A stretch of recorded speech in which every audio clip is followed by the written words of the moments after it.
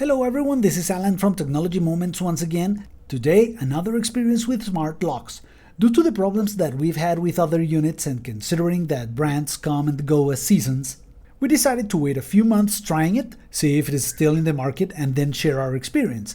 Well, for this particular unit, our experience has been great. Let me show you. Sorry I didn't have a better way of showing you the unboxing, but here you get the idea of what you get. You will get the external unit, the internal unit, the deadbolt itself, and all the accessories. As I was going to install this as an additional lock and I didn't have a previous unit installed, I decided to use this kit to assist me in that matter, and it was a fantastic option. I also recommend it. It was just a matter of placing the C-clamp at the height that you want to install the lock, install the hole saw in your drill, and drill through. Depending on the door thickness, you can choose how to adjust the bushings.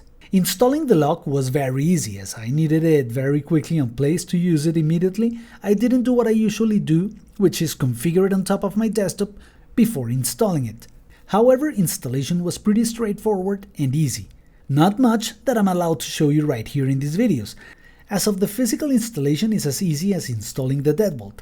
Just checking the correct orientation, install the external unit, then the internal unit, install the corresponding screws, and you'll be done. I opted for additional screws being installed in the upper part of the smart lock, which is an option that will make you disassemble the unit. I installed it 3 months ago and it has worked great ever since. I even paired it with the gateway that came with this other smart lock that I bought at the time, and I can command my lock from remote locations, which makes it a fantastic option.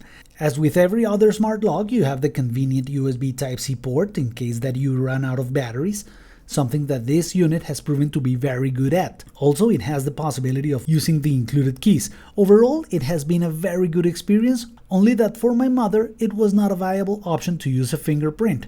With other units, it has been possible, but not with this one.